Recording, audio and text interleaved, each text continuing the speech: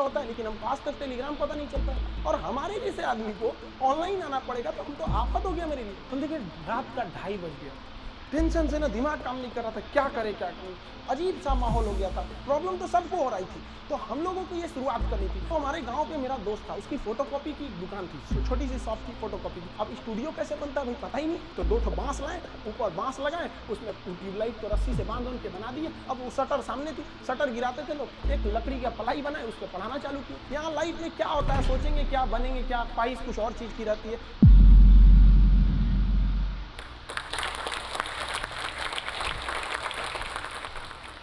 जय हिंद। बेहतर से बेहतर होने का तलाश करें, मिल जाए नदी तो समंदर की तलाश करें। टूट जाते हैं शीशे पत्थर की चोट से, पत्थर टूट जाए ऐसे शीशे तलाश करें। आज हम आपसे बीच में बात करते हैं अपने बचपन की कुछ कहानियों की। देखिए हमारा परिवार एक जॉइंट फैमिली में, हम लोग एक छोटे से परिवार में जन्म लिए। सब लोग एक साथ रहते थे, अंकल सबका परिवार यहाँ पे। उसमें हम लोग के मकान के भी एक कमरे थे जिसमें हम लोग रहते थे। बचपन में हम बहुत बदमाश थे, मेरी मम्मी को सबसे ज़्यादा परेशानी थी।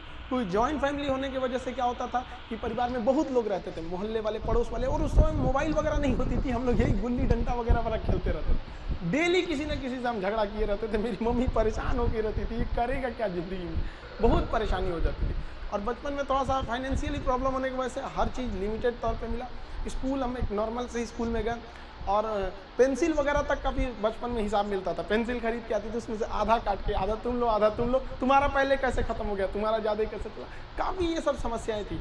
घर के आगे एक कॉलेज था, उस कॉलेज में हम लोग जाते थे देखने के लिए, किसी का पेंसिल तो छूट नहीं गया, किसी का पेन, मतलब जो कुछ किसी का रह जाता था छुट्टी के बाद तो लेके आते थे लोग। या फिर किसी का मतलब कोई किसी के पेज में, किताब में, कॉपी में कुछ पेज सादा बच जाता था, तो हम लोग उसको कलेक्ट करके ले आते थे और मम्मी को देते थे। मम्मी देखिए इसमें 2 पेज सादा है, इसमें 3 पेज है, वो सबको ले आके एक जगह बनाते थे। मम्मी उसको सुई धागा से सिल देती थी और उसको हम लोग एक कॉपी बना लेते थे। आज भी आदत उसी में है। ये आज महंगी कॉपियों पे तो हाथ ही नहीं चलता है, वहाँ पर उसी भी आदत लग गई है वहाँ। और बचपन में हम लोग के घर पे गाय वगैरह भी थी, छोटे छोटे जानवर वगैरह, ये सब पे पालने में इन लोग के लिए करते रहो। ये सब करते करते बचपना निकल गया। और इस बीच मेरे पिताजी जो थे वो अलग अलग जगहों पे वर्क करते रह गए, कभी शिप बिल्डिंग में, कभी पाइपलाइन में, कभी फॉरेन में, अलग अलग जगह पे एक स्टेबल नहीं रहा, जिसका खामियाजा हम लोग को आगे जाके बहुत बड़ा भुगतना पड़ गया था। फाइनेंशियली ख़राब होने की वजह से हमको शुरुआत में, हम जब 8 पास किए तो वहीं से हमको फ़ौज में जाने का थोड़ा सा जुनून लगा कि हमको फ़ौज में जाना चाहिए। तो हम 9th में जब पढ़े थे, सैनिक स्कूल का एंट्रेंस का एग्ज़ाम दिया, उसमें मेरा सिलेक्शन ही नहीं हुआ। पता नहीं क्यों सैनिक स्कूल में नहीं हुआ। तो फिर हमने पॉलीटेक्निक का दिया, तो पॉलीटेक्निक के भी उसमें देखिए एक्चुअली क्या है कि जो एकेडमिक पढ़ाई होती है उससे थोड़ा सा बेटर होता है जो कॉम्पिटिटिव होती है। तो 8 के बाद ही सैनिक के लिए एक कॉम्पिटिटिव वाला माहौल आ गया था। फिर पॉलीटेक्निक में दिए, उसमें रैंक अच्छा नहीं आया तो हम कहे छोड़ो, अब नॉर्मल 10th यानी मैट्रिक करते हैं, उसके बाद इंटर करते हैं। इंटर करने के बाद फिर हम लोग ने सोचा कि एनडीए का देते हैं। इस बीच AI ट्रिपल हम लोग के वक्त में होता था, AI ट्रिपल ही उसको दिए। IIT के दिन तो हम सोए रह गए थे वहाँ। फिर एनडीए के गए सिलेक्शन के लिए, तो एनडीए में रिटन एग्जाम हुआ, वो काफ़ी ठीक ठाक था। और एनसीसी वगैरह हम लोग ने किया था, तो उससे फौज से काफ़ी ज़्यादा उससे जानने को मिल गया, कौन सा हथियार कैसे काम करता है। ये वो एक जुनून हो गया कि भाई हम लोग को ये कॉन्फिडेंस था ना कि फौज में हो जाएंगे तो ट्रेनिंग की कुछ खास जरूरत नहीं पड़ेगी। हम लोग तो इससे बहुत हद तक जानते हैं हथियारों के बारे में। सब होने के बाद वहाँ पे क्या होता है कि ये सिलेक्शन काफ़ी प्रोसीजर काफ़ी कॉम्प्लेक्स होता है। वहाँ मेडिकल जांच होती है हर चीज़ का। मेरा हाथ काफ़ी टेढ़ा है, अभी इतना टेढ़ा होने की वजह से दोनों हाथ कि मतलब अब मेडिकली आउट कर दिया जाए। अब मेडिकल आउट होने की वजह से ये सब चीज़ें सही नहीं हो सकती हैं। तो यही एक तो वही था मेरा लाइफ का। इसके आगे हमने कोई सपना ही नहीं देखा था कि हमको कुछ और भी करना है। शुरू से ही फौज में ही जाना था हमको। अब हमारे लिए तो एकदम विकट परिस्थिति हो गई, साथ ही साथ फाइनेंशियली भी दिक्कत हो गया। अब क्या करें, तो नॉर्मल एक सरकारी स्कूल से इंटर था मेरा, फिर एक नॉर्मल ग्रेजुएशन किए, ग्रेजुएशन BSc। अब इसमें फाइनेंशियली दिक्कत भी बहुत ज़्यादा आ गया। इन दिक्कत में सबसे ज़्यादा साथ दिया मेरे 3 दोस्तों ने, सोनू, पवन, हेमंत। ये 3 दोस्तों ने हमारा बहुत ज़्यादा हेल्प किया और हम सबसे खुशनसीब हैं। हम ये कह सकते हैं कि दोस्त हमें बड़ा बढ़िया मिले। तो सोनू था, पवन, हेमंत, इन लोग के पास जो पॉकेट मनी आती थी ना, तो जो घर से उसमें से काट के कुछ हमको दे देते, कुछ ये, तो हम लोग में मिलजुल के अच्छे से करते थे। तो एक साथ में हम लोग पढ़ाई करते थे। हम सबको, चारों को, हम लोगों को डिफेंस में ही जाना था। अब हम लोग ने क्या किया भाई, बाकी लोग की फाइनेंशियली ठीक थी, हेमंत की भी सही नहीं थी, तो वो सेल्फ डिपेंडेंट था। तो हेमंत ने कहा कि एक काम कर तो भाई, चलो तुम भी को टीचिंग में ले आते हैं। तो उसने क्या किया, हमको एक होम ट्यूशन के पास ले गया पढ़ाने के लिए। होम ट्यूशन, अब वो हम लोग को बच्चों को उतना पढ़ाने का आइडिया नहीं, बस उसको लड़का बहुत पढ़ने में कमज़ोर था। और उसको होम ट्यूशन पढ़ाया गया ना, स्कूल में बहुत अच्छा टॉप पे आ गया वो, उसके घर वाले काफ़ी खुश हुए सब, और वो बहुत अच्छा सा पढ़ा रहा था। इसी बीच उसने कहा कि चलो तुम्हें एक कोचिंग इंट्रोड्यूस करते हैं। तो एक कोचिंग में गए, वहाँ पे मतलब काफ़ी स्टूडेंट जो थे, मतलब बहुत ज़्यादा नहीं थे, नॉर्मल था कोचिंग वहाँ पे। वहाँ हम गए तो हमको फर्स्ट दिन केवल 6 लड़के मिले, और 6 लड़के में अजीब सा माहौल हो गया। वो हमको, मेरी दाढ़ी उड़ी भी नहीं थी, तो अजीब, उनको लगा कि तो हम ही लोग के बीच के। तो हम 6 बच्चे को पढ़ाएं, हमको भी खुद एम्बेरस फील हो रहा था कि ये लोग हमको उस तरह से देख क्यों नहीं रहे हैं। अब उसको 6 लड़कों से अगले दिन वो 50 हो गए, फिर 100, 150, इतना तेज बढ़ने लगा। अब वो कोचिंग वाला जो था उसको लगा कि नहीं भाई पैसा तो ठीक आ रहा है यहाँ पे, ये तो ठीक ठाक है। तो उन्होंने हमको कह दिया कि भाई देखिए सर, आपको अपना नाम, पता, एड्रेस, मोबाइल नंबर कुछ भी नहीं देना है। हम कहा हमको ज़रूरत भी नहीं है इसकी, हमको चुपचाप पीजी वगैरह करना है यहाँ पे। हमारी तो फौज का सपना टूटा था, समझ में नहीं आ रहा था करे क्या करें यहाँ पर, क्योंकि लाइफ बड़ी अजीब चीज़ होती है। जब तक आपको समझ में आएगी आधी बीत चुकी रहती है। यहाँ लाइफ में क्या होता है, सोचेंगे क्या, बनेंगे क्या, ख्वाहिश कुछ और चीज़ की रहती है। यही है ज़िंदगी, सबको इसी के साथ चलना रहता है। हमने कहा कोई बात नहीं। उन्होंने कहा कि चलो भाई, हमारा उनको नाम पता था तो टाइटल की वजह से उन्होंने खान नाम दे दिया, खान सर। धीरे धीरे वहाँ पे पढ़ाते रहे, वहाँ पे लड़के बहुत हो गए। वो कोचिंग वालों को पैसा ज़्यादा दिखता था, हर में हमें बच्चों का करियर दिखता था। वो कहते थे कि सर इतनी कम फी में आप इतना क्यों बता रहे हो। हम कहे सर हम कैसे करें, उनके साथ किस तरह से हम कह देंगे कि थोड़ा कम बता। इस वजह से थोड़ा सा टसल हो गया, हमको वो छोड़ना पड़ गया कोचिंग। फिर दूसरे जगह गए, तीसरे जगह। उसके बाद से हम लोग ने यहाँ पर आके अपना खान GS रिसर्च सेंटर किए। तो हमारा यहाँ पे कुछ खास जानकारी नहीं थी पटना में, क्योंकि हम लोग गाँव एरिया से आए थे। तो यहाँ पे कुछ पार्टनर्स वगैरह को कुछ ढूंढे यहाँ के लोगों को, उन लोगों ने तो सत्यानाश ही कर दिया। उन लोगों ने सारा चीज़, 6 महीने बाद उन लोगों का फुल प्लानिंग था कि कोचिंग को हड़प लेना है। उन लोगों ने कहा कि बेंच भी मेरा, कुर्सी मेरा, पंखा में, सब कुछ। हम तो परेशान हो गए, मेरे पास कुछ भी नहीं बचा। ये हाल कर दिया लोगों ने कि हमारे जेब में केवल 40 रुपया बचे थे, और घर लौटने के लिए 90 रुपये चाहिए थे। हम परेशान हो गए, भाई कम से कम 90 तो छोड़ो, घर चले जाएँ यार, तो यहाँ भी क्या कर दिए।